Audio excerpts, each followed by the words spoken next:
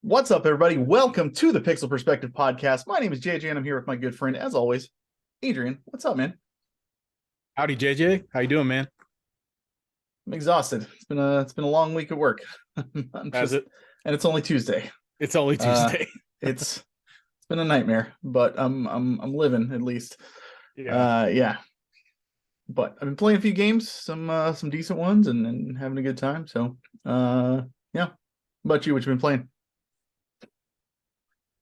So I've been bouncing around as I do, but I haven't been playing a ton of games. I'm still playing Pokemon Scarlet, or did I talk about that last time?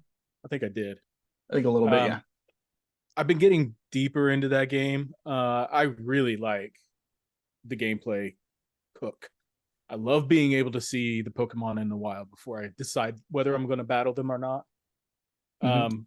The goal for pushing to complete my Pokedex feels easier and more attainable. And so that's kind of been my goal with that.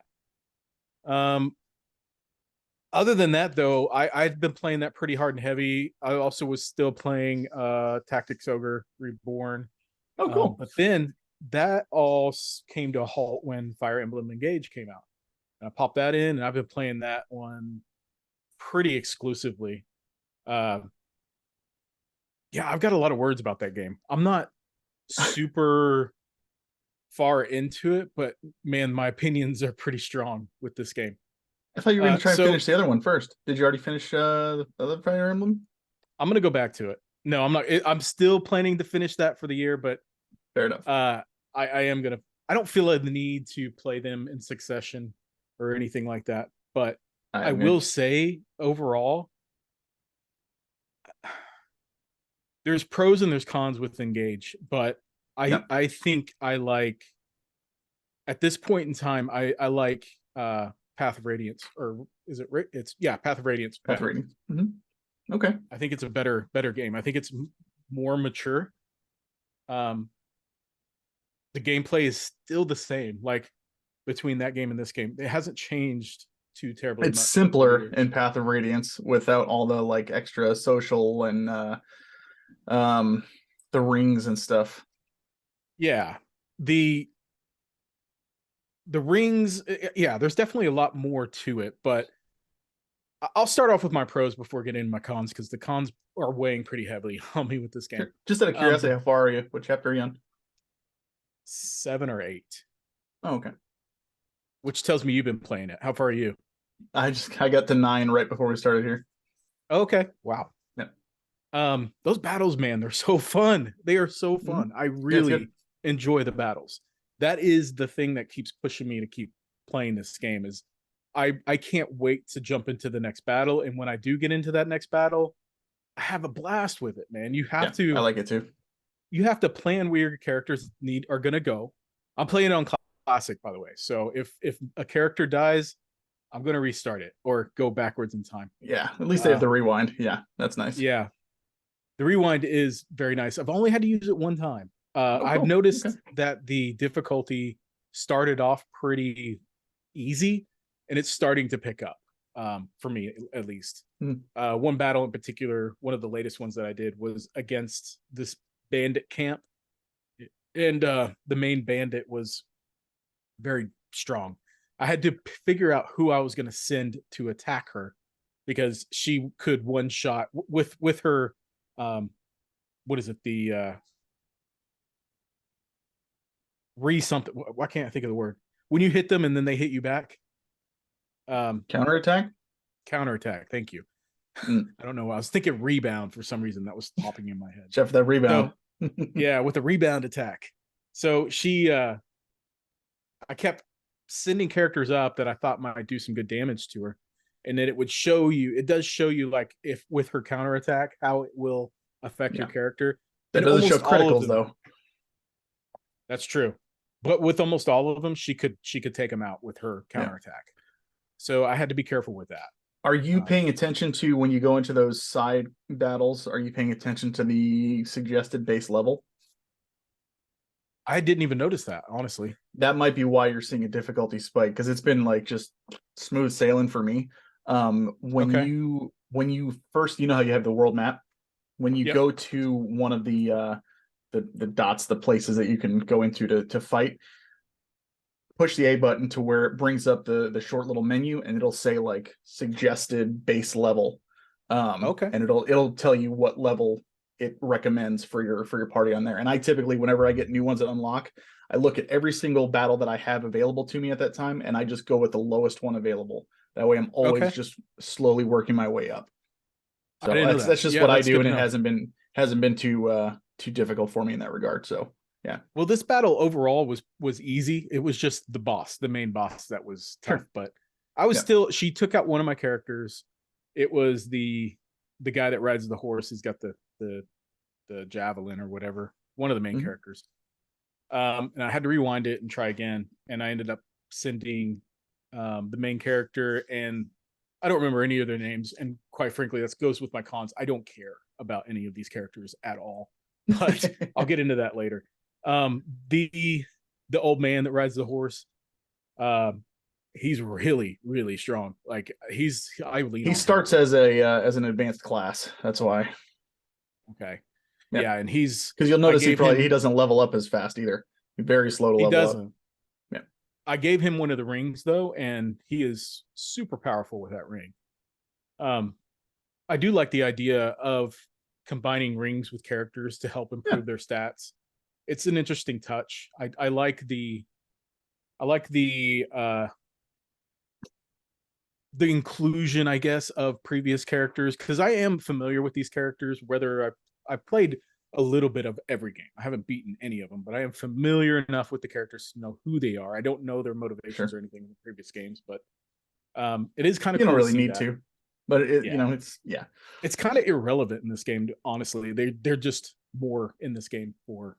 Frankly, I feel like you could go back and like I would imagine if I go play one of the older Fire Emblems that I haven't played before and I recognize one of the characters from this game, I'd have the same kind of reaction, like, oh, cool, I remember him from blah, blah, blah. Yeah, It's not like I need to know info from one to understand what's happening in the other. So exactly. it's more It's just a kind of cool like thing. having my Fire Emblem amiibo. They're just kind of cool little Yeah, characters that I'm familiar with that I can use in exactly. battle. Yeah. So it's nice to get in there to plot out what I'm going to do and see how I want to go about a certain situation. It's very tactics ogre, man. I've got both games on the mind right now, and they're so similar. It's just that tactics gameplay, and it's pretty much all I've been playing this month, and I'm enjoying it. But what really strikes me about this game, besides the battle system being just fun and engaging, is the art style, the art style, the animations. I'm more specifically is where I'm going with. hmm Whenever you pursue an attack or whenever you do an attack, Fire Emblem always goes to that screen or that show. They show basically the attack and then It's they very counter attack. anime. Yeah. Yeah, and it's always fun for me to watch those, but in this game specifically, it's very cool. And the coolest part about it is it the background changes according to where your character is.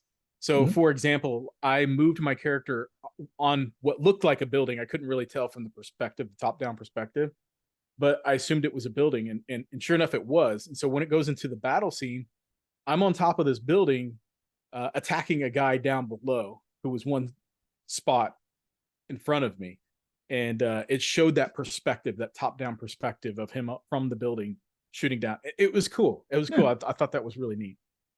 Um, I do love the bright, colorful anime look. I think it fits. I think it fits pretty well, and the bright, vivid colors look so good on an OLED Switch. It it stands out significantly. Um, but yeah, and I've got a lot of cons. Those are like the pros. Those are the things that keep me playing the game. The Fair enough. cons are this game is so cliche anime. It's it hurts. It's so I feel annoyed with every character. I feel annoyed with the situations going on. I feel annoyed with the storyline in general. I'm not attached to any one character. I don't really care what their motivations are. I don't really care at all. And that's hard for me to do with Fire Emblem game, because typically I do get drawn to the storyline. And this game just feels too generic in every way, shape, or form. Yeah. And it's painful to listen to the voice acting. It's very over the Some top. of it's pretty bad. Yeah. It's very it's so over the top. Okay, to give you some examples, I want to give you some examples of some things that really, really made me cringe. So early on in the game, I don't want to give away any spoilers, but one of the characters makes the main character pinky promise to complete certain tasks. She's laying there and she goes, pinky promise. And I was just, dude, I don't know. Like, I can't. That was just like icing on the cake. I was already annoyed with everything that was going on up to that point, and then they did that, and I was just like, no. And then when the Fire Emblem, whenever he first merges with the ring, and then they do that anime thing, and he goes, emblem engage. It's so over the top. Power Rangers. And then one of the main characters that I just recruited, it's the girl that's got all the stars all over her. Mm-hmm. She's a thief. Super annoying. She's probably the most annoying one so far. She was crying. You give her that ring that she comes with, though. She's really good. She's got that field heal, which is nice. That has saved me in a pinch. Mm-hmm. Yeah, she is good. But she was crying about something. I don't even remember. I don't care what she was crying about. But then she was spouting off her lines, and then I read on there, it said sniffle, sniffle. I was like, surely she's not going to say sniffle, sniffle. She freaking said sniffle, sniffle. She read through her lines and then read sniffle, sniffle. Dude, it was like, it's so many moments like this, and it continues to happen. I feel like I thought it was going to start off that way and maybe kind of back off of it, but it wasn't. And it just continues. It's Fire Emblem. It's always been that way since they did the voice acting. I don't remember it being this bad, though. Really? Yeah. That may have been one of the reasons why I stopped playing Three Houses, because I don't remember why I stopped playing. Yeah, it's very much the same way. Yeah. Because I'm playing it, I'm just like, oh, we're Fire Emblem. Yeah. Yeah, it sucks. You're not wrong, though. It is very goofy and a lot of it's hard to take seriously a lot of times. But the combat is why you play it. It's the combat is so good. That's the other issue that I have with it, is like the game is actively trying to take me away from combat by, after you finish a battle, you are stuck on the battlefield and you have to go talk to all the characters to get points. They're like engage. I don't remember. They're like community points or whatever that you use to, or bond. They're bond points. Yeah. And then you can also run around the map collecting pets to send to your home base and materials for crafting and stuff like that. But it seems so stuck in without like any real, there's nothing really to do. Forced. Like, you go talk to, it's very forced. The little zone is closed off with invisible walls. And so basically all I'm doing is run around the map looking for shiny stuff to pick up. Yep. And talking to the characters, all they have is, they just say like a one line something that doesn't really matter. I don't even pay attention to it. I just click it and click off. But you're really only talking to them to get those points. Right. But it's like, why can't I just get all this stuff automatically and skip that altogether? Because I don't care. And then going to the home base is the same way. You just run around doing the exact same thing, with the exception that it includes, shops that you can buy stuff, and the crafting, and then the music box and things like that. But all of that could have been done with a menu. And I understand that they're trying to give like some extra layer of something to do within the game, but it doesn't feel rewarding enough to include. Feels like busy work. It is busy work. You're exactly right. And so I feel like after I finish a battle, I was like, great, here comes the part that I have to do in order to get the stuff that I need to make my character stronger. And so that it just like breaks the flow. Whereas in Path of Radiance, because I've been playing Path of Radiance, you finish a battle, watch a cutscene, you're right back in another battle. Like I love that. I want to go back to that. That works for me. Yeah. I mean, I'm being very harsh on the game, and I I I can honestly play through this game entirely with just a baseline understanding of what's going on, and I'm fine with that. Like, I just want to go to the next battle because the battles are what are driving it. Unlike something like Tactics Ogre, where I do care about the story. The storyline is very well done. It's mature. It makes me care for the characters and care for the situation. It makes me want to learn what's going on, why these different factions are fighting each other, and things like that. Like, Yeah. I love that. It seems like they're almost the same type of storyline. Just I feel like one is done much better than the other. So yeah, I definitely think I'm gonna keep playing it, but I think uh, I can hopefully look past all that, or all the garbage, and that I don't like, and just be fine with that. I just wish they could have done something similar to like the Xenoblade games. The Xenoblade games definitely have some very cliche, kind of cringeworthy anime stuff in it, but it doesn't bother me as much because it's intermixed with more serious themes and situations and more mature storytelling, and I do actually care about the characters and stuff, Yeah. and I think it's balanced very well. uh Fire Emblem doesn't balance it at all. It's just like we're going completely one direction with it, whether you like it or not. So anyway, that's my that's my take on the game. Yeah, I'm enjoying it. I agree with you though. I think I as I was playing, I was kind of like trying to process like what was going on with it, and I remember playing Three Houses, and I didn't mind the whole school aspect, and I actually enjoyed a lot of the social things, because I thought it was a nice change of pace from previous games that didn't have it to that degree. Most of those games did have some social aspects to it, but not like where you're in this like hub area and you're walking around and greeting people and doing all these things. And I thought it was neat for a one-off kind of thing. And I in this game it just doesn't feel as welcome for me. I'm just kind of like I'm over it. I feel like they are trying to add so much to these games, and it's not making them overcomplicated. It's making them feel cumbersome, if that makes sense. Yeah, Because everything's really easy to understand and totally, simple to get what's going on and what you have to do. And um, I will say I don't like the randomizing when you're creating rings. I don't like the randomization of that stuff. That's annoying. I haven't done Uh, that yet. Oh my god, you're missing out on a whole bunch of bonuses for your characters. You can be Okay. so much stronger. Go Okay. create rings, yes, because you can literally create rings for your other characters that can't equip or that aren't equipped with the main ones. Okay. That just give you stat bonuses and skills. Yeah, you're missing out if you don't do that for sure.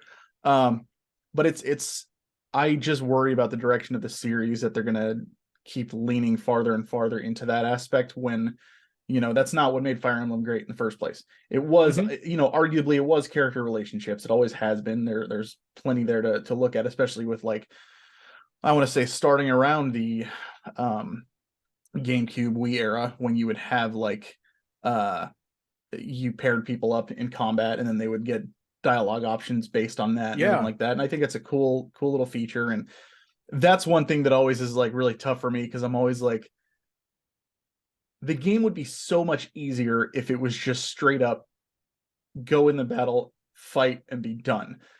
Hmm. But I am always trying to be like, who can I pair this person up with? Oh, I can go attack this guy and take him out, but you won't get the bonus to the Yeah. relationship if I Yeah. don't move this guy over here first, and blah blah blah. So there's a little bit of push and pull there. It's not bad, but it's Fire Emblem. But yeah, I don't disagree. I think a lot of the stuff in this game, especially like you're saying after a battle when you're walking through the areas, they're just so empty and lifeless, and it's just kind of what's the point of this? Why am I doing it? Like Yeah. just all you have to do is just show me a menu and say you gain these items. Done. You're not gaining anything out of it other than maybe pets, which even still, you could put that in a menu, no problem. It's just, Yeah. it is what it is. I'm enjoying it overall. I will obviously finish it. But it's yeah, there's I preferred Three Houses. It's still my favorite in the series. Is it? Um, just because I like the so much replayability in those games. So yeah. Well, that's good. I mean, I'm still, as much as I'm trashing on the things I don't like, I still do enjoy the game because the Yeah. Oh yeah. battles are so damn good. Yeah. If I you haven't think played a as Fire far Emblem, as it's a great starting point for sure. yeah, the battle system is more of what's makes Fire Emblem great, but I think it's the animations and just Yeah. those extra layers that really make it stand above. And And the art like I styles and get character designs, they're nice. yeah, they are.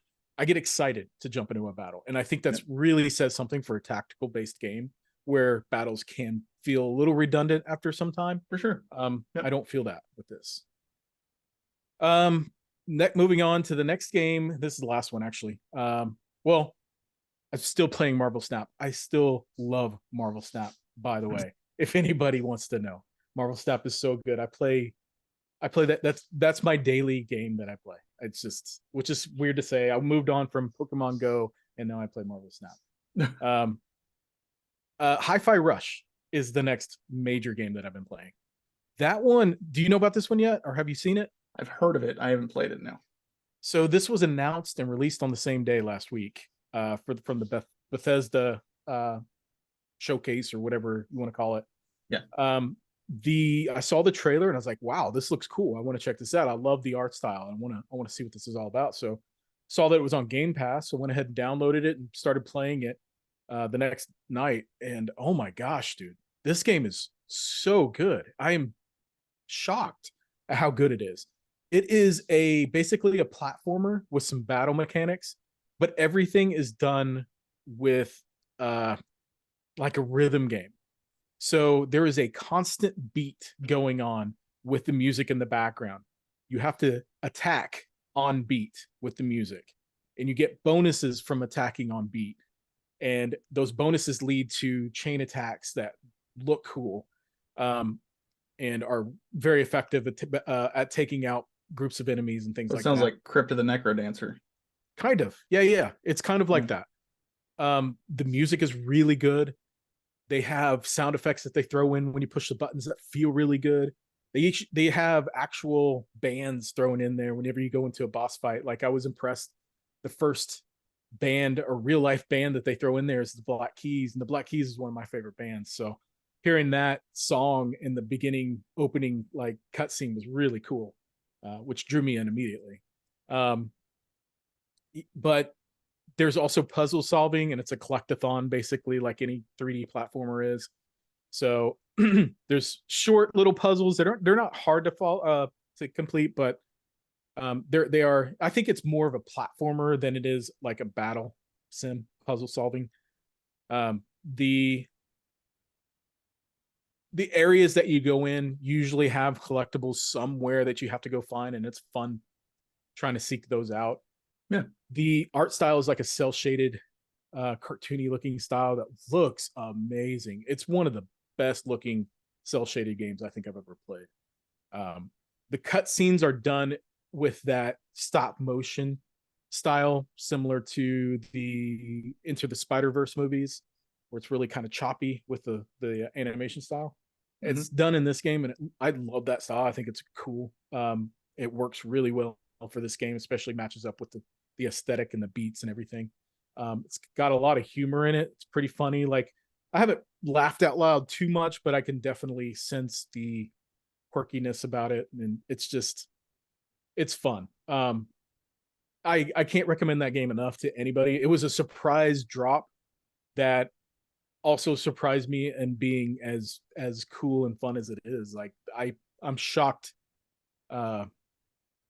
I'm shocked that this wasn't talked about more, or a big budget release or anything like that, because it doesn't feel like an indie game or anything like that. It's an amazing game. So highly recommend. If you're even curious about it, please try it. That's it. All right. What about you? That's it. Well, you've also been playing Divinity Original Sin 2.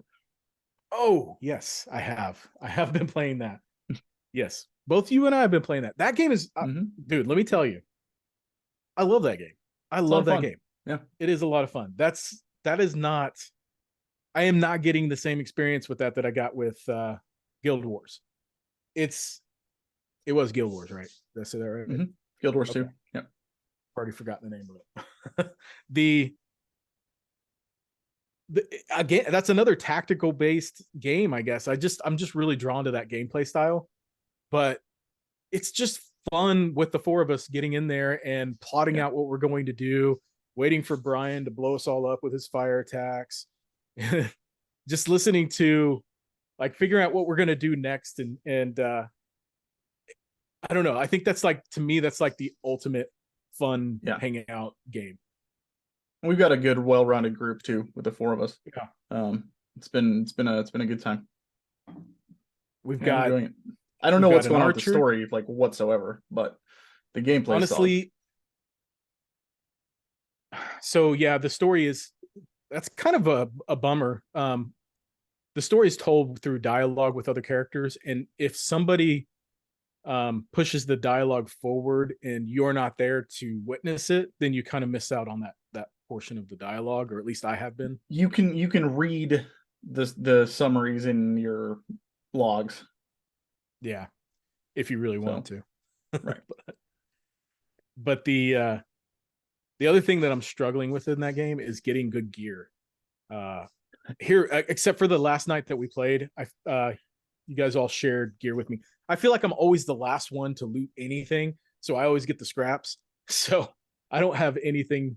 I didn't have anything good for a while. I do. I'm a rogue, man. I got to be on top of that stuff. So, I always give stuff out if it's something I can't use. So, which is not very roguelike, quite frankly.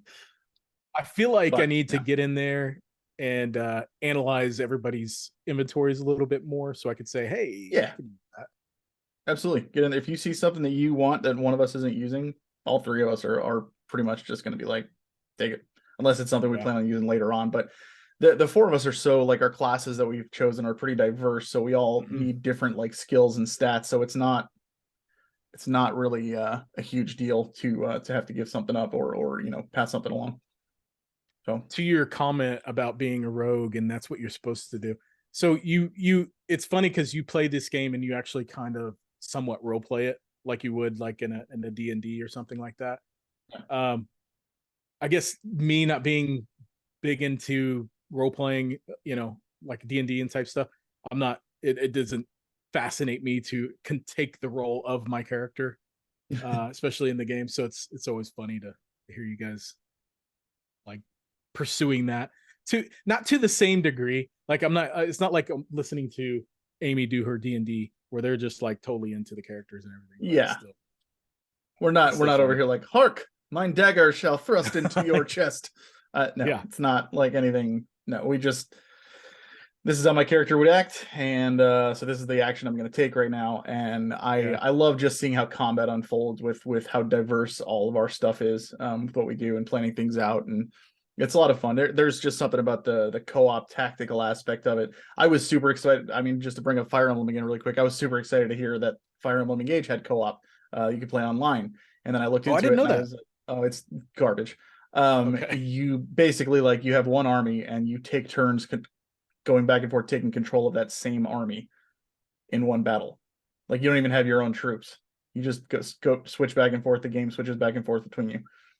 Huh. That sounds dumb. Dumb. Yeah. So I was like, never mind. So focus on the single player. But yeah. So Divinity Original Sin 2, obviously been playing that. Fire Emblem Engage, obviously talked about that. I have finished 3 games. You could say 4 with an asterisk on my games of 20, and it's only the end of January. So I'm super excited to be moving way faster than I did last year at this point, because at this point I had just started last year. I just started not Albert Odyssey. What's the other one? Arc the Lad 2 on PlayStation, and holy crap, that game just took me like a month and a half to finish. And if you know me and how I play games, that's a long time because I blaze through stuff. So I was trying to avoid a situation like that. So I made even with how quickly you play games, I'm still shocked that you've completed that many games already in 1 month. The games I've played have not been long. So Final Fantasy Adventure I played, which took me like 3 play sessions. It was nothing. It might have even been 2, actually, now that I think about it. Uh, it was like it's what spawned the Mana series on the Game Boy, and I played the Switch version. It's been remade a bunch of times, but I wanted to play the OG, so I just played the version that they brought up to the Switch. I really like just like seeing the roots of game series and stuff. It's not an easy game to get through. It's very dated. It's like a lesser Zelda, but it does have experience points, and you get like party members that don't really do anything. They kind of just wander around the map with you and randomly take shots, and you just kind of hope that they hit something. It's kind of goofy and worthless, but I'm glad I finished that because I've been wanting to for years. I also a game I thought was going to be way longer than it was, and so I was like, I'm going to knock this off now, get it done with. Disgaea 2, Disgaea D2. 30 hours I was done with that game. Disgaea is known for being notoriously long and grindy, and I could see it with this, but it's all padded on the back end after you roll credits into side content and everything, which I'm not interested in. So I was actually really happy that I was able to get through that so quickly because I thought that was going to be one of my longer ones this year. Yeah.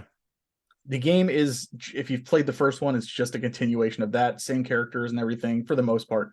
And it's just as goofy, just as weird, and just as perverted. It's Disgaea, and I have a feeling after I finish Fire Emblem Engage, I'm going to be tactical RPG'd out a little bit because that's two in a row, and for me that's quite a bit. Considering usually I go like months without playing one of those. Not because I don't like them, I get burnout really quick on them. Yeah. And then I also finished up Onimusha on I played it on my PS5, the PS2 version. Man, I That game's loved that really game. good. Yeah. It was really, really good. It was like all the best parts that I loved about Resident Evil without the bullshit. Like I didn't have to worry about stuff randomly chasing me through several different screens, and like I got to actually like look at my surroundings and explore a bit. And sure, enemies respawned, but it was like it's not like they were hard to take out and everything. Yeah. It was just I liked the puzzles. They were nice and simple. I didn't have to look anything up. I could actually get through the whole game. I really really liked it as well. It's nice and short. I was impressed, and again, that's why I did the whole like, hey, suggest games to me, because Ryan suggested that to me, and I couldn't be happier that I got to play it. So yeah, it was great. I really really enjoyed the hell out of it. That is a fun game. When I played that, I played it back when it came out and enjoyed it thoroughly. It was one of my favorite games at that time. It got me excited enough to play the rest of them. I don't think I finished. I finished 2, but I don't think I finished 3 or 4. But Okay. does it have you want to play or move on with the series at all? Eventually, yeah, I think so. Yeah, it won't be anytime They soon. all play I have way too much similarly. other stuff, but yeah, I'm looking forward to it. And I like I said, I Resident Evil is obviously better. It's just there's so much more to it. But I did like just how it took like all the parts that I really liked about Resident Evil and just made it like this short little fun experience as a side project kind of thing. I really like that. So And the yeah. sword play is a lot of fun, and being able to suck up the souls or whatever after you kill enemies is also fun. Yeah. And then Star Trek Online, I've been playing Friday nights, and the reason I say asterisk on this one is because I finished the main campaign like the first night. I there's just so many other ones in there, and so I'm gonna try and do them all and hit max level. I think that's what I'm gonna go for, which I think is 60, and I'm like 20 or 21. So everything scales with you, so it doesn't matter what level you are. You can pretty much just jump into anything, which is great. And if you do go into something that's too high level, it'll actually bring your level up. So if you're like doing a group activity with other people online, chances are they're just going to make everybody level 55 plus, and you go in and you just have this big like space battle or planetary dungeon that you run through or something like that. And it's fun. It's neat. It's definitely not something I'm going to play forever. I don't know that I'll necessarily get max level and finish it all. I might get burnout before then. That's kind of just what I'm shooting for now, but I can say at least I've done what I wanted to do. And I could technically cross it off the list now if I want to. So we'll see. It's been a good time though. Yeah. Other than that, I am probably going to, once I finish Fire Emblem Engage, do Luigi's Mansion on GameCube, and then That's another great one. Harry Potter when it comes out When's that supposed to come out? February 10th. Oh wow, very soon. Yep. Yeah, they're I'm missing out on Dead Space. I really wanted to play that remake, but Yeah, I'm gonna wait for a price drop. Yeah, me too. Because I've been hearing good things about it. I definitely want to check it out. I was watching, my brother-in-law has it. I was watching him play it a little bit, and it looked really nice, but it also looked like Dead Space. And it's like, oh yeah, I remember this. I can wait. I can wait for a price drop to play it, Fair because enough. it just looked like the same game with updated graphics. Better looking. Yeah. Which is what a good remake should be.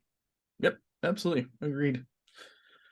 And I also need to know when the Final Fantasy Pixel Remaster games are coming out, so I can know when to take off work.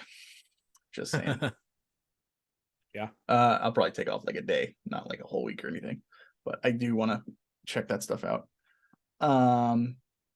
With that, why don't we get into our topic today, which is the Switch 2, or whatever it will be eventually called. We know that Nintendo is obviously gonna put out a new console at some point. It's been what, 5-6 years now that the Switch has been out. 7 years. 7 years. Yep. So they're due for something. Yep. And there's a lot of speculation. And so we figured we would maybe do an episode on 6 years. Okay. Well, either way, yeah, it's been a console generation. But we thought it'd be a good idea to do some speculation on what we think they could do, what we think they should do, what we would like to see, all that kind of stuff. I think, why don't we start with what we think they're going to do, predictions of like what the next Switch or next Nintendo console will be. I will let you go first, sir. So this is tough because you never know what Nintendo's going to do next. They True. could take and reiterate on something, or completely throw an oddball and do something completely different. Yeah. Like perfect examples, the DS. The 3DS is just kind of like an extension, but also kind of an oddball. The Wii, that came out of nowhere, primarily motion controlled system. And then the Wii U, the Switch, I would say, is kind of like an extension of the Wii U in a way. So yep. They're always thinking of ways to iterate and make something unique that you haven't particularly seen or done before. So knowing that about Nintendo, it's very hard for me to make any kind of prediction on what they are planning.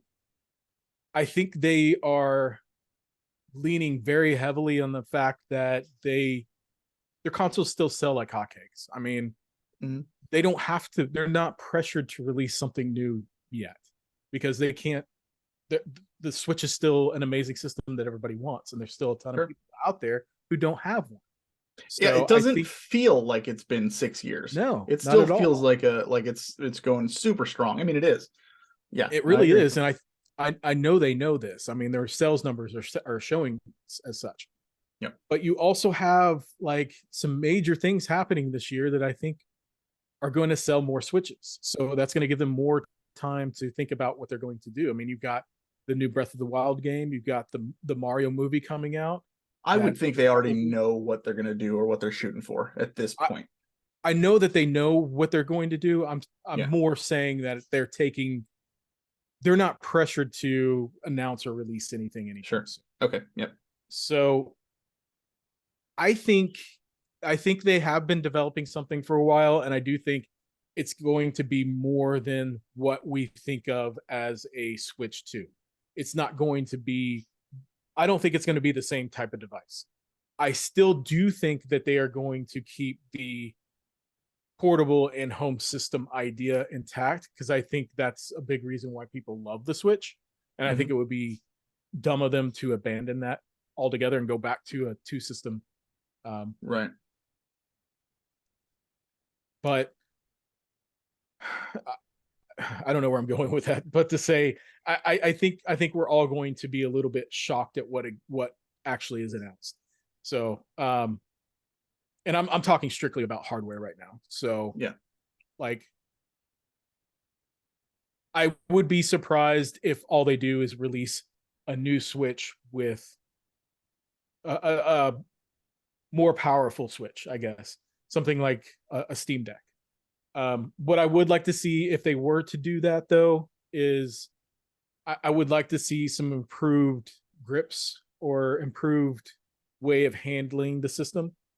After having the Steam Deck for as long as I've had it, I feel more comfortable holding the Steam Deck than I do with the Switch. It feels more ergonomic, fits my hands better. Feels more Um, sturdy. Sturdy, yeah. Yep. I also don't like how the Joy Cons kind of are wobbly in there. After so much, you play it long enough, you'll start to get a little bit wobbly in there. I It's guess I not never use it bad. portably, so Yeah. Um, I also don't like how you can put those Joy-Con controllers in upside down, and they're like a pain in the ass to get out. My kids have done it so many times, man. It's like there's a plus here and a plus here. Just match them up, and they still manage. not to It mention hasn't happened in years. the controller like thing that you slide it into that it came with is garbage. That thing Oh is yeah, absolute garbage. and it's not comfortable whatsoever. Nope. Uh, Unless you're I like 4. yeah, right. I think I think they could abandon the idea of having detachable controllers. I don't think they would, but I think they could.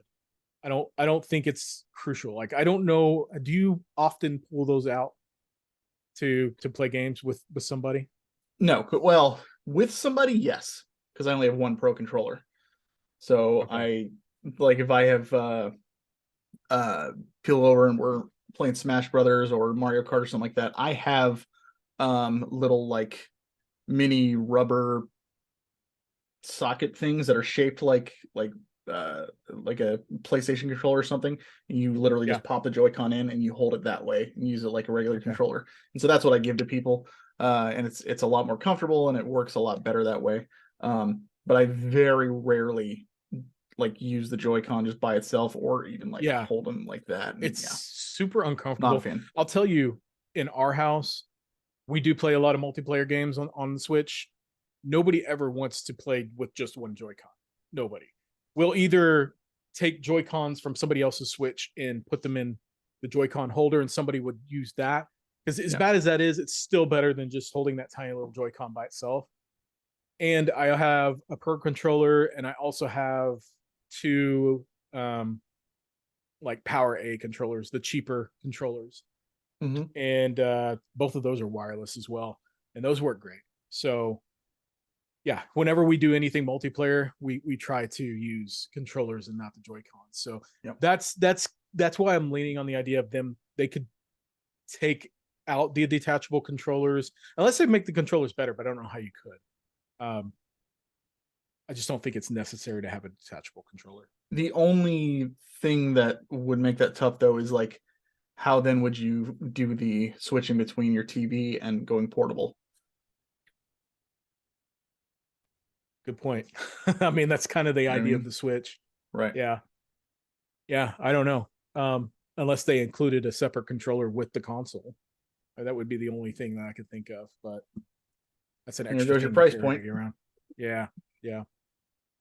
Um, I don't know. What about you? What like in terms of what you think they could do or would do hardware wise? Nintendo is the king of curveballs.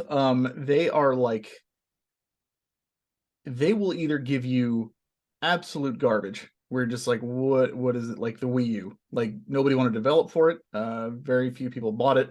It was like just not well compared to other Nintendo consoles. Um, and it was just kind of a what do we do with this thing kind of Yeah. system because it was just they didn't know what the hell was going on. But then they're also really good at giving you things you didn't even know you wanted. Wii bowling, for Yeah. example. Yeah. If you were just come out with Wii and say motion controls, I think most people are kind of like, I guess we'll try it, sure, okay, and then they play it and they're like, oh my god, it's amazing. So it could be anything, and it's either gonna like be terrible or it's gonna be amazing. Um, at this Cameron says at this point, Metroid Prime 4 is the launch title for this system, like Breath of the Wild was for Switch. I was going to say the same thing. I would imagine Metroid's probably going to be a launch title for whatever the next console is. So I think that's a solid prediction. But I do think that it is going to just be a like I think because the Switch is doing so well, I think what they're going to do is one up it. Just basically make an improved Switch with just better, obviously, controllers, more reliable. Make it the same way where you're doing the switching back and forth between your TV and portable. More power and hopefully some kind of backwards compatibility.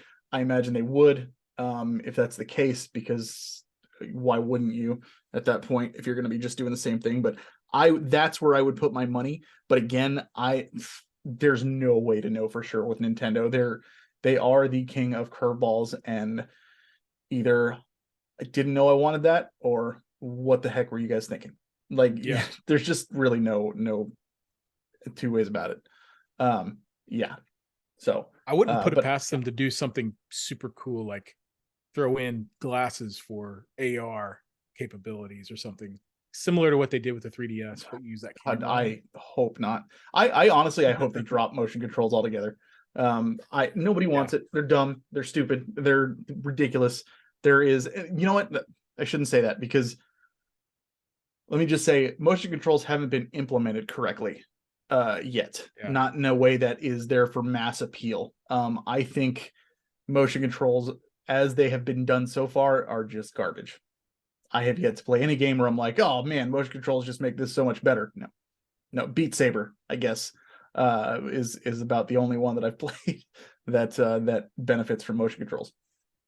Yeah, that's what I'm saying. Like VR, AR type thing could be cool, like addition to the gameplay in some way, shape, or form. Yeah. I don't know, but honestly, I would hold my breath thinking that they're going to make something that powerful, though. I don't know. They could, but that's true. They really haven't. But the idea that you have with playing off of the success of the Switch does make sense with how they did with the Wii U. The Wii U was playing off of the success of the Wii. They just didn't do it correctly. They played it a little bit too safe by keeping the name the same and everything like that. That it just didn't sell well. It wasn't made obvious that it was a successor to the Switch. I mean, the Wii. That being said, though, I don't think they'll make that same mistake again. So they'll have to do something to really differentiate it from the Switch, whether it's through marketing or whatever else. Like, well, the controller was a big part of the Wii U's downfall as well. Like I said, a lot of developers didn't want to touch it. They were just like, what are we going to do with this? Stop. Don't do that. That's why there's so few games on the system. Like not even 200 total. Like it's insane. So it was just a big turnoff all around. Yes, I realize it's arguable. I'm sure some people love it and everything like that. But overall, the Wii U was not exactly a smashing success. Let's be real, compared to their other consoles.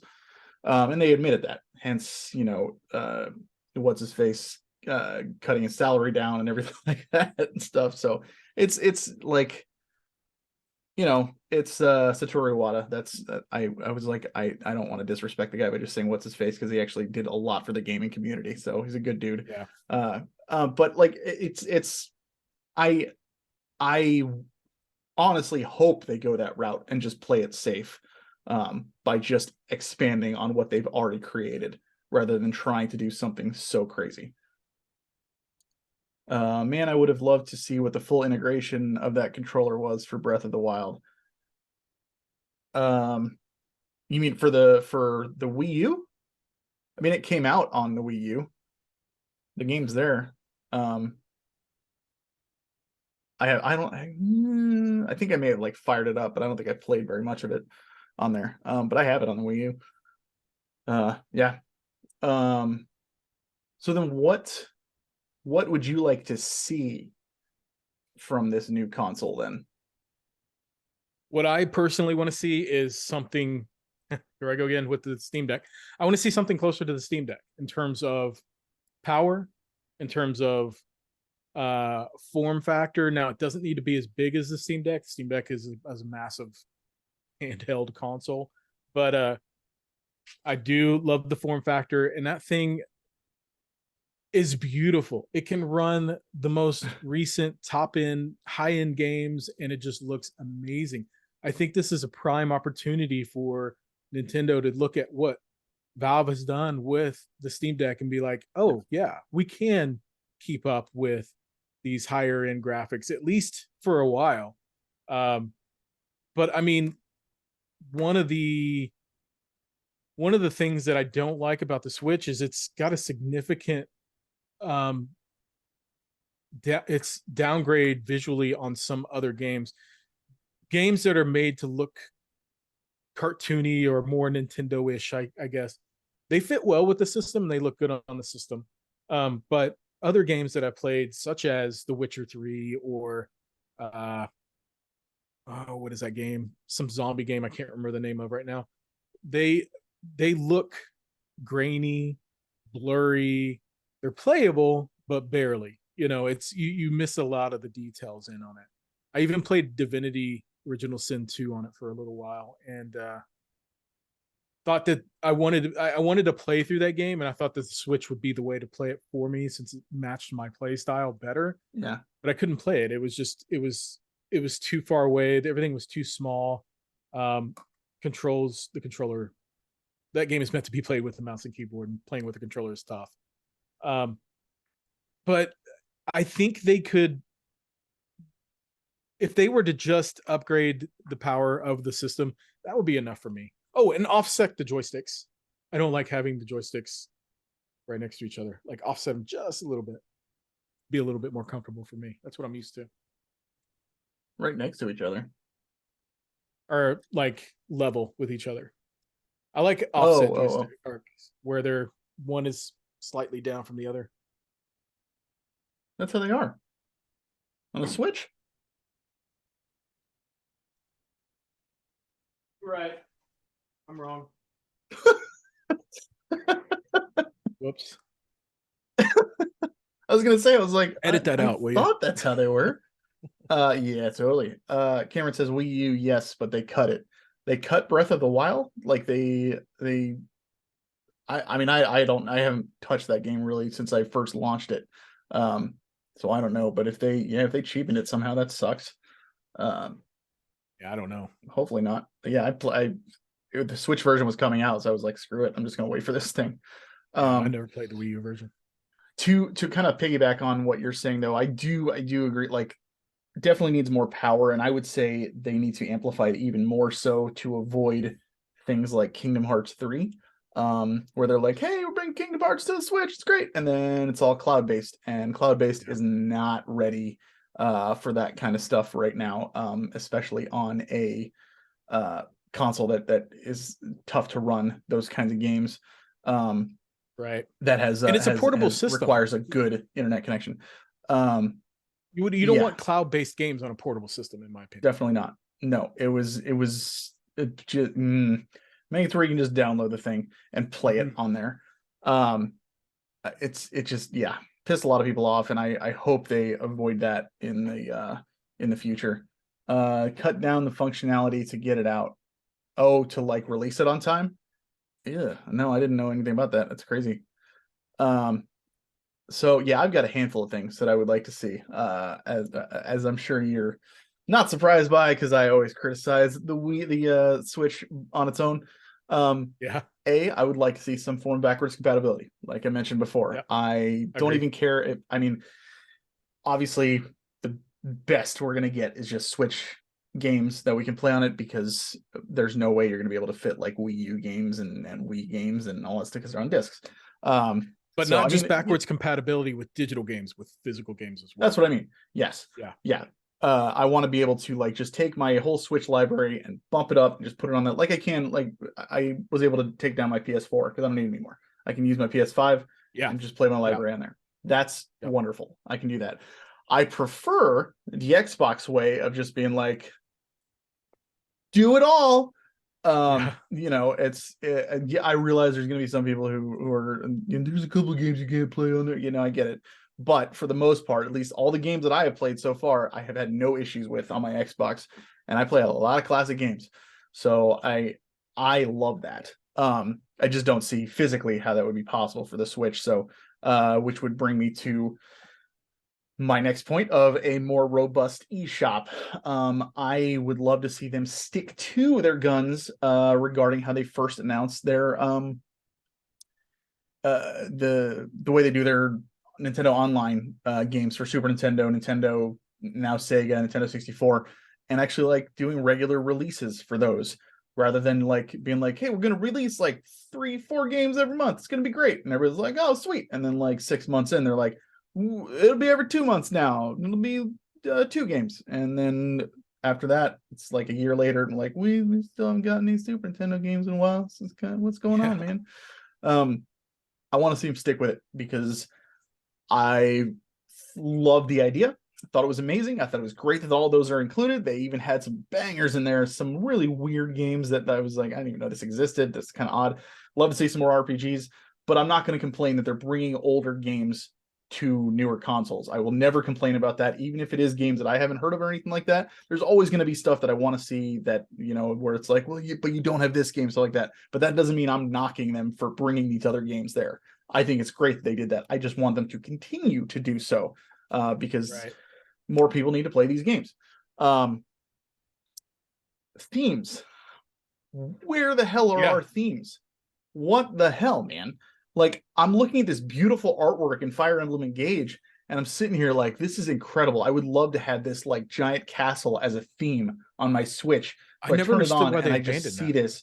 You can change it from black and white, and that's it. Yeah. And then, you know, the folders thing, don't get me started on that. That was garbage as well. But yeah, gotta have some kind of themes. Frankly, I'm disappointed that the PS5 doesn't have dedicated themes. I get what they're doing with it, but I actually really enjoyed the PS4's way of doing themes where you can choose your background for everything. I think sound effects. I think they should just so cool. Change it to where you can choose either or, like make it based on what option I'm picking, or make it my chosen theme. It could even be in-game rewards, you know, like they don't have an achievement system, but what if I could earn a theme by accomplishing some task or something like that? That would be cool. That would be incentivizing people to play. But that's just it, is like with the Switch, they have their Nintendo Switch Online stuff where you can use your platinum points and get little icons and everything like that. There's your themes right there. Just I just don't get why they didn't do that, because that would have been so cool. Well, that is frustrating. And the way it's implemented is so crappy too. The way that you have to go in and buy each one individually, and it's like a process to buy multiple. It always is a pain to go for me to go in there and buy profile icons. But agreed. To piggyback on that, I miss the days of the Wii U and the 3DS the Wii and the 3DS, when they had like things that you could do on the dashboard of your system. It wasn't just play games. They had like the Wii specifically. I remember they had the Me channel where you could go in there and play Miiverse, with your and you create your own Me and that stuff. That was fun. I think that would still be fun today. They had like the weather channel. They had it was cool. It just didn't get a lot of use, and so they were just kind of like, you know. But I actually thought it was neat too. Like same with the 3DS. I loved the like Street Pass and that kind of stuff. I thought that was such a neat thing. I can understand if it sucks battery life out of the system, maybe a reason why they don't do it now. But man, stuff like that is fun. Like I'd love to be able to go in and check in on my system for random things like that. It just encourages me to pick it up more. That'd be tough to do with the Switch, just because 3DS was easy because you just carry it in your pocket as you're walking around and get that kind of stuff. The Switch, you can't really do that. Right. So, but I still think they could implement something fun in there that isn't just playing a game. I don't disagree. Yeah, absolutely.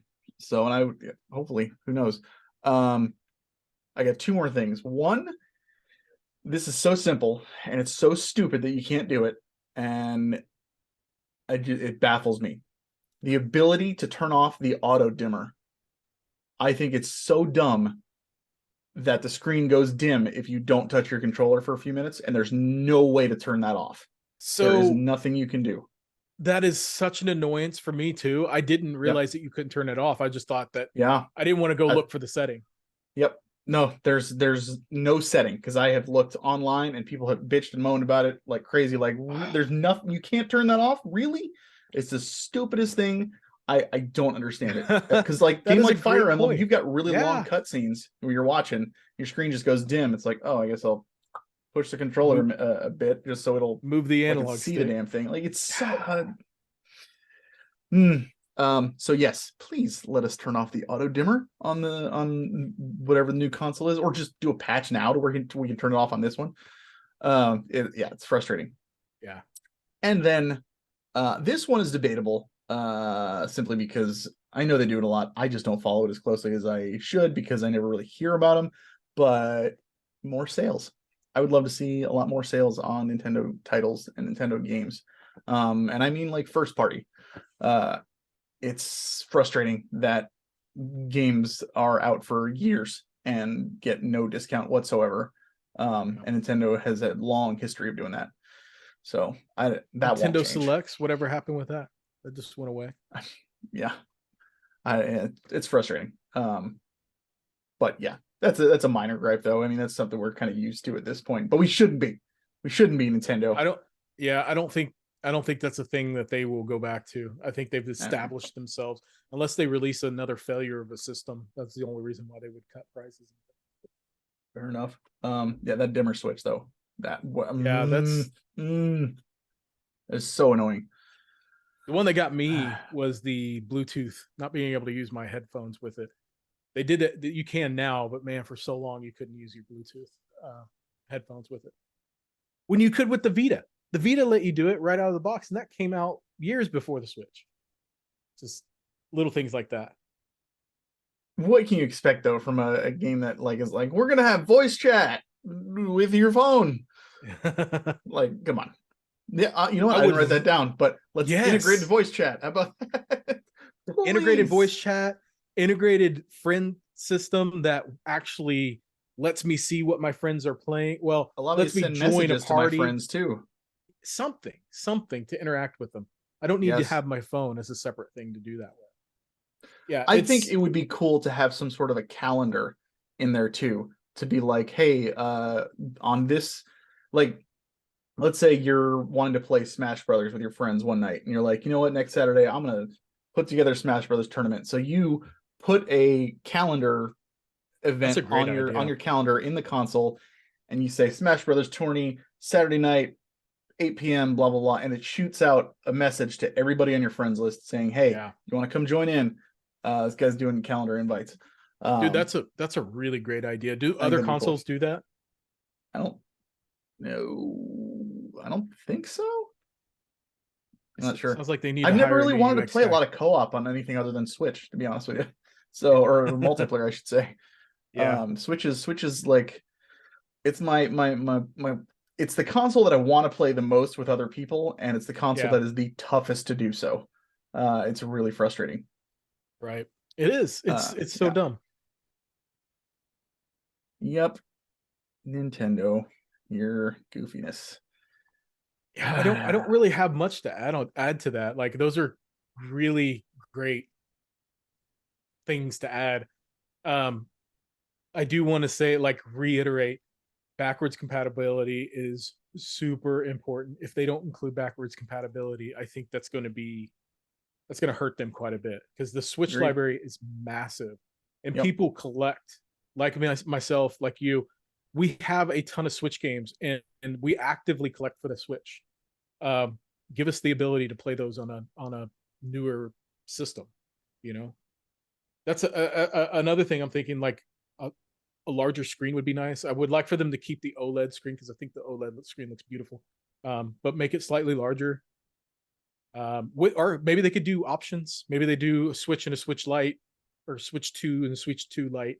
You Yep. know, they release two systems. I mean, that seems to be what everybody else is doing. I think they could do that as well. Yeah. One thing that I think that PlayStation has done that's really, and I think Xbox actually does it too, that I thought was genius, and it's helped me out so much, that I would love to see Nintendo do is allowing you to see people's real names on your friends list. Yeah, I yeah. have so many people on my Switch friends list that I'm like, I have no idea who that is. No clue. Like it's just random screen name, and even if I've like favorited it, and I do that if it's somebody I know like personally in real life, and I've got a few on there, I'm like, shit, I don't remember who that is at all. So I would love to have some way of identifying that stuff, rather than keeping a piece of paper next to my TV saying, hey, you know, Yeah, I Hot agree. Pants I have the same 69 thing. is Adrian. So I'm glad you remembered my name. yours is the only one I do remember because that's, it's awesome. So one thing I will say about the backwards compatibility, though, especially when it comes to retro games, not Switch games, I think that used to be something that was really important to me, but is not so much important to me anymore, because of the Steam Deck. It's basically my emulation machine, and I can play whatever I want on it. And it's really changed my mindset about waiting for this company, Nintendo, to release these games for me or play them Right. now. And that's kind of where I've been. Like Final Fantasy VI, for instance, what is it called? The remastered ones? Pixel Remaster? The Pixel remaster. Like I can play that on my Steam Deck now, and I feel that's enough satisfaction for me. I can sure. do that and not have to wait for the Switch release. So yeah. But I mean, that is a rare situation. Like I know that most people don't have a Steam Deck. Most people don't want to try to set up emulations or emulators and stuff if they did have a Steam Deck. So I do think it is important to keep that up with the backwards compatibility. And I think it would be a mistake for them to abandon it with the new system, especially the games that are already been released on it. If they can keep those there and add more to it and not take things away, because they're known for taking things away. You had, I don't know about you, but I had a pretty decent collection of retro games on my Wii that I couldn't carry over to my Wii U, and it was pretty irritating that I couldn't do that. And then they just dropped them all together, and it was just, I'm sick of having to buy the same game over and over again just to play it on a new system. I'm okay with this subscription-based service that they have. Just don't abandon it. Like you can iterate on it or whatever you need to do, but don't abandon it. Don't take away things that are already there. And this is all wishful thinking because this is Nintendo and they do whatever the hell they want, which is usually anti-consumer, but whatever. I'm gonna hope for the best. You're not wrong.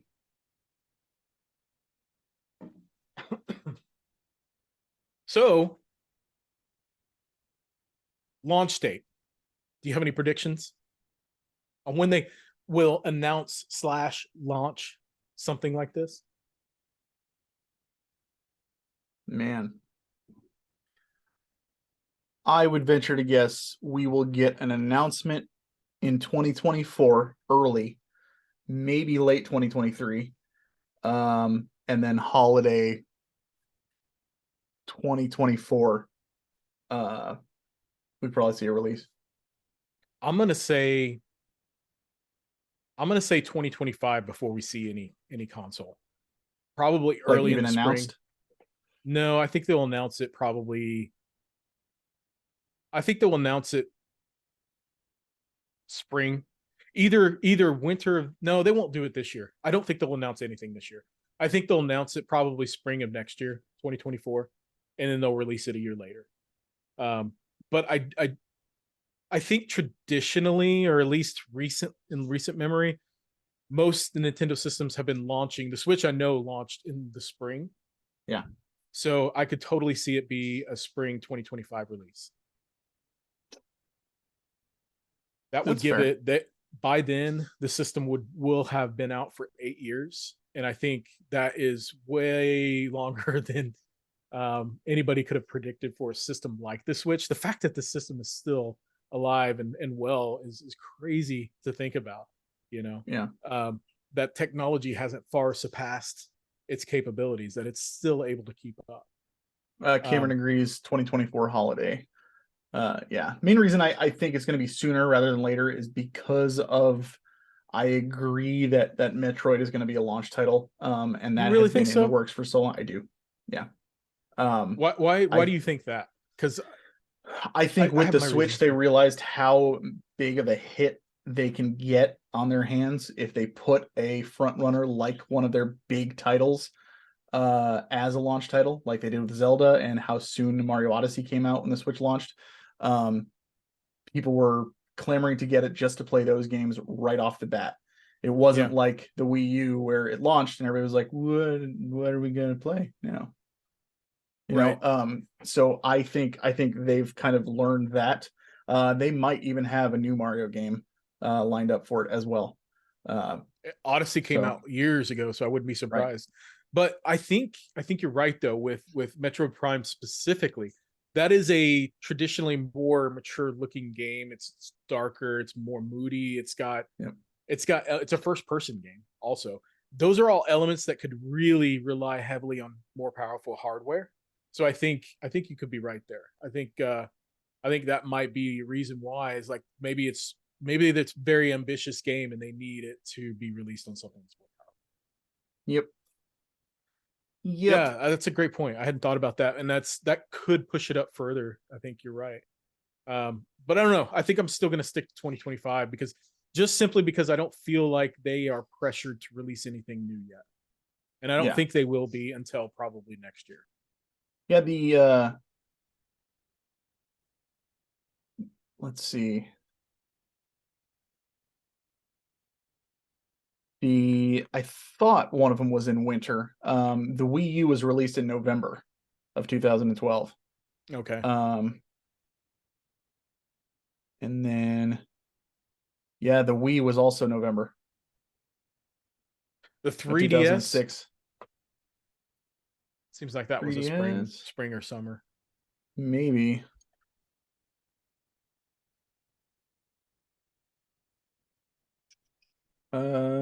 Yep, March of 2011. Yeah, so that's I'm kind of feeling holiday 2024. Yeah. With an announcement like late this year, early next year. Have you heard about whether or not the chip shortage is still affecting production for companies in general? That was a problem for a while. It was. It's gotten better. I haven't really looked into it. I haven't heard a lot about it. So I don't know. Those things tend to like something will happen that'll cause a shortage or a shipping issue or something like that, but you won't feel that ripple for like months or sometimes like a year or two down the road. That's just supply chain problems. So they could have gotten it resolved, and that's why we're slowly seeing it get back better. Cameron says chip shortage is over. So yeah, there you have it. Yeah. Yep. I'm personally not chomping at the bit for a new console. I'm not either. So I'm perfectly happy with it now. Yeah. And I feel like that's the biggest difference between this generation and last few is like I was ready for something new. But I don't feel that pressure anymore, not with the Switch anyway. And that speaks volumes to how well they've done with this console in general. Just it's stood the test of time remarkably well, and I think that's impressive. Yeah, for sure. I'm still shocked that it's been out for that long. It does not feel like it. It doesn't. No. It still feels like a new system. I still get excited when I go into Walmart or Target or something. We're going grocery shopping and I'll go walk over just to check out the Switch games, see if anything's on clearance or anything like that. I still feel more excitement going through that Switch section than I do the PS4 or the Xbox section, or PS5 and Xbox section. It's the Switch is a special system to me. I really enjoy it. That's good. Like good system. Cameron says, I selfishly only want it for Prime 4, hoping for another 2D title as well. I think 2D title, you're going to be waiting a while. I think Dread was a massive hit, but I don't think Prime is going to be your next one that they're looking at. I don't think Dread will be the last 2D one, because I think it did way better than they were expecting, and it was a phenomenal game. So, but I think you'll be waiting a while. What was the time difference between Dread and Metroid Returns, Samus Returns on 3DS? That was about 5 years. That's a I good want to point. say. Yeah. Yeah. So I Something like think it that. could I didn't be even think it was about that long. Fair enough. We'll see, but it was also a remake. It wasn't something that was like, you know, That's true. Yeah. I mean, they Because built it from coming the up with ground up, those, but they didn't have to like completely knew the design philosophy and what they were going to be yeah, making. So as simple as those games look on the outside, I don't imagine they're particularly easy to plot out or plan out. You got a whole overworld map system to think about and different weapons and ways. Yeah, that's got to be a challenge. So yeah, we'll see it coming out anytime soon. well, we appreciate that they do that. I do for sure. I love those games. You got anything to plug? Not right now. I am working on some things, but nothing to plug right now. Finish any of your 5 games? I finished. No. I will though. It's only the first month, man. Nobody powers through 3 games in 1 month. True, but it doesn't even sound like you're playing any of them. Because I've been playing Fire Emblem Engage. I might go back to Path of Radiance though, because I actually am enjoying Path of Radiance more than Engage. So yeah. I am chugging right along on my top 100 games of all time. I actually just also released my top 5 games of 2022. So go check out that on the YouTube channel, Game Room Revival. Hear my thoughts about last year and the top 100 games. I think I've got 88 reviews written so far. So, or no, I'm sorry, almost 70. there. Oh, 82 reviews written because I have 18 left. So I have 18 left to write, and I should have that for the next like week or two. That's awesome. And then once that's done, I'm just gonna start doing voiceovers like crazy, and then I'll be able to just start getting those out a lot quicker. So yeah, those have been really good, there's man. a lot. I think it's a good series that you put out. I enjoy watching those. Yeah, it was fun to put together. Completely arbitrary, and I think everybody understands that. Because you ask me tomorrow what my top 100 games are, I guarantee the list isn't going to be the same, much less in the same order. But I have had a lot of fun putting it together. It's fun because it feels like a review done quick, like a really fast review, like a personal review, and maybe and not just review, but why the game is special to you, and whatever reason that might be. So right, they've been enjoyable. Yep. Cool, man. All right. Well, as far as next episode, it's going to be TBD. I'm actually, I don't even think I told you this yet, but we'll probably have to talk about like release date and when to record and stuff, because I will actually be in New York City for a few days at the end of February. So nice. We'll talk about that. But yeah, okay, should be fun. My old stomping grounds when I was a kid. That's cool, man. I've never been there.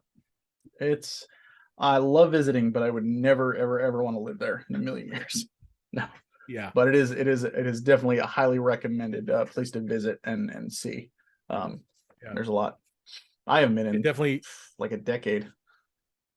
I've never been to the biggest city I've been into is probably LA. And that was chaotic. I can only imagine how New York City is. Yeah, I mean New York City just more condensed. LA has highways and stuff, and opens up in certain areas. It's still condensed, don't get me wrong, but New York City is more so. But yeah, I would recommend visiting both places, quite frankly. Just again, I would never want to live there. Yeah, for sure. All right, with that, this is the Pixel Perspective podcast. Signing off. Thank you for watching. Like, comment, subscribe, all that fun stuff. Go see the video version on Game Room Revival on YouTube, or find the audio versions on pretty much anything. Adrian's got them posted up there. So either way, we appreciate you listening or watching. Have a good we're in 2023. Welcome. Well, I guess the first episode of 2023 we technically released this year. I think we recorded it beforehand, but we released it this year. Either way, thank you again. I'm getting tired, man. It's been a long week. Adrian, what the hell should they do? Definitely keep on gaming.